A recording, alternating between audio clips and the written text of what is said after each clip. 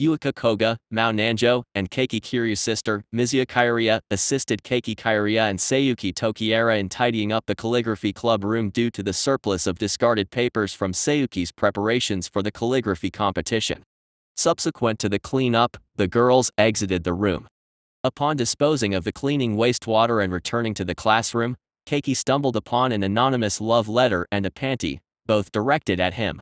Seeking advice, he discussed the situation with his close friend, Shoma Akiyama, and deduced that the potential authors of the letter were the girls who participated in the cleanup, excluding Mizuya. Initiating his inquiry with Sayuki, Keiki chose to spend time with her. However, instead of unveiling the enigma behind the love letter, he uncovered Sayuki's inclination towards masochism and her desire for him to claim her as his submissive. After the unsuccessful attempt to uncover the sender of the love letter through the inquiry involving Sayuki, Keiki opted to probe Yuika. Following a brief conversation with his closest companion, he chose to spend time with her. Similar to his prior investigation with Sayuki, no definite determination was reached regarding the sender's identity. However, what was revealed instead is that Yuika possesses sadistic tendencies and desires for Keiki to become her submissive.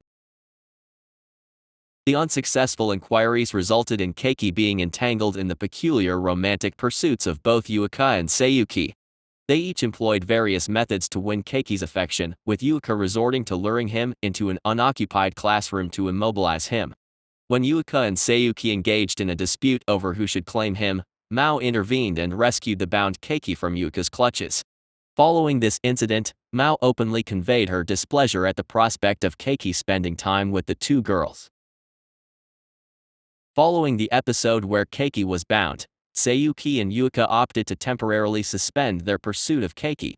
In an attempt to reconcile after the incident, Keiki endeavored to reconnect with Mao and even accompanied her and his closest friend to the arcade center. Despite Keiki's sincere efforts, Mao eventually disclosed that she's a fan of BL, boys love, and wishes for him to date his best friend, Shoma. In a private contemplation, she admitted her romantic feelings for Keiki. With Mao's confession, all potential candidates for the sender's identity were eliminated. Subsequently, Keiki found a photo of himself, touching Sayuki's breast along with a letter in his shoebox. Having read the blackmail, Keiki proceeded to rendezvous with the blackmailer in the astronomy club room. To his realization, the blackmailer was a diminutive girl named Kaharu Otori, attired in a hoodie.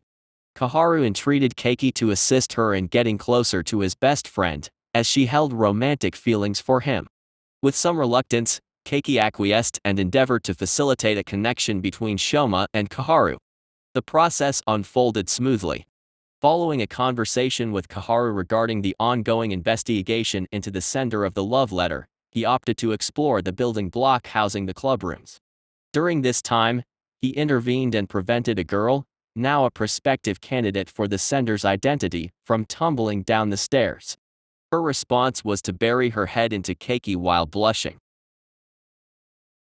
Amid his quest to uncover the sender's identity, he encounters Ayano Fujimoto, the girl he had rescued the previous day. Following a brief conversation, she once again buries her face into his chest. Yuika resumes her pursuit of Keiki's affection. As he and Sayuki partake in a riverside cleanup, similar to Yuika, Sayuki also recommences her efforts to win Keiki's heart. After evading Sayuki's unconventional advances, Keiki comes to the aid of Ayano, who has fallen into the river, and lends her his sports jacket. In a gesture of appreciation, Ayano invites him to the student council room and attempts to lull him to sleep in order to acquire his underwear. Startled awake, Keiki listens as Ayano confesses her olfactophilia, her fondness for the sweet scent of boys, and her attraction to his particular aroma. To enhance Kaharu's connection with Shoma, Keiki suggested arranging a bowling alley double date involving Shoma, Sayuki, Kaharu, and himself. In response, Kaharu made up her mind to express her affection for Shoma and disclose that she's a third-year student. Unfortunately, Shoma declined her heartfelt confession, which deeply saddened Kaharu. Following this, Shoma visited the astronomy club room to offer his apologies for the way he handled the situation. He opted to establish a friendship before considering a romantic relationship. During this interaction, Shoma was startled to discover that Koharu had been a stalker who had taken numerous photos of him. The revelation occurred when he switched on the clubroom's lights and noticed his pictures plastered all around. Over the weekend, Sayuki and Yuika individually came to Keiki's house to pay him a visit. On both occasions, they made unusual requests for him to express love, leading to a misunderstanding with his sister. Subsequently, Mao contacted him and engaged in a brief conversation. Later on, he realized that the underwear he had received along with the love letter had gone missing. Following a discussion about this matter involving Koharu and Shoma, where they debated the sender's identity and the disappearance of the underwear, Keiki concluded that he would take on the role of Sayuki's mentor. He resolved to take her on a date, aiming to finally obtain a clear answer. Keiki embarked on a date with Sayuki at the amusement park, aiming to determine if she was the sender of the items, specifically by attempting to ascertain the type of underwear she had on. Despite his efforts, he was unable to discern this information during the course of their outing. Consequently, he opted to command Sayuki to reveal her underwear, only to be astonished by the revelation that she wasn't wearing any. This shock was compounded when he later discovered that Sayuki had actually taken his underwear. In his endeavor to make her confess to the panty theft, Keiki found himself trying to uncover the truth from Yuika. However, his plan backfired, as he was caught in the act while attempting to investigate her underwear collection. This unfortunate turn of events led to Keiki being coerced into becoming Yuika's servant. Becoming Yuika's servant, Keiki was assigned various tasks reminiscent of a servant's duties. During this time, Yuika shared her personal history involving her grandmother and briefly recollected Keiki's previous interactions with her. It was during this period that Keiki unveiled that Yuika, much like Sayuki, had taken his underwear. As a result, Keiki was eventually released from his role as Yuika's slave. Later on, Mao approached him, engaging in a conversation and requesting him to create an illustration for her BL manga. While on his way to the astronomy club room, Keiki encountered Ayano. Astonishingly, Ayano pressed her face against Keiki's to catch his scent, followed by an unexpected gesture of offering him a 5-person ticket to the public swimming pool, which she didn't want to use herself. Upon entering the club room, Keiki experienced a sudden realization regarding the identity of the sender, which was triggered by his assistance in collecting Koharu's photographs. Utilizing the stub he had earned in the previous episode, Keiki arranges a swimming party for the girls in his life. Sayuki and Yuika, in particular, engage in a competition to capture Keiki's attention, despite his desire to make everyone happy. Eventually, Keiki finds himself alone with his younger sister, Mizuha, in the indoor pool, where he experiences a cramp. This situation triggers Mizuha's memories of Keiki carrying her when they were younger. Although Keiki initially seems to have forgotten this incident, he observes Mizuha's growth.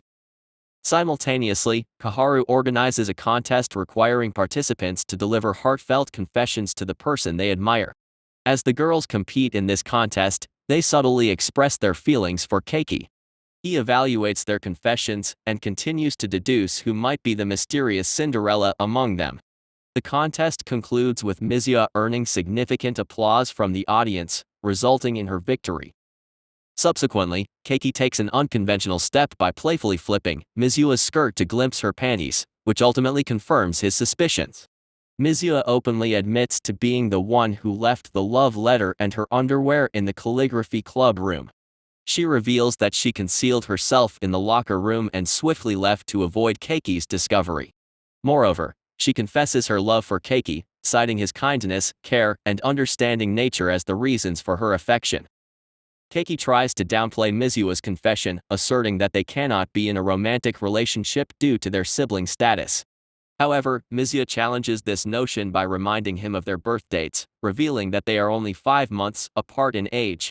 With this revelation, Mizuha concludes that they are not true siblings after all. Mizuha persists in her romantic advances toward Keiki, prompting him to reaffirm their sibling relationship. Becoming frustrated, he chooses to leave the house, deliberately ignoring Mizuha's messages. As he walks through the streets, he reminisces about Mizuha's introduction into the Kiryuu household. Despite his attempts, Keiki's requests to stay overnight with Shoma and Koharu are unsuccessful. Caught in the rain, Keiki becomes soaked and later arrives home with a fever. Mizuho tends to Keiki as he battles his fever, with Sayuki and Yuika visiting him during this time. As the night progresses, his fever gradually subsides, leading him to make a trip to the bathroom. In an unexpected turn, he encounters Mizuho in the nude. Curious, he asks Mizuho about the reasons behind her love for him. Mizuho recalls Keiki's heartwarming words from when she first joined the household, and reflects on how he's always treated her as a true sibling. This leads Keiki and Mizuho to reach an understanding, deciding to cherish each other as siblings. In the series' conclusion, they continue their lives as a family. However, Mizuho maintains her playful flirting with Keiki, even going as far as asking him to be her boyfriend for a day.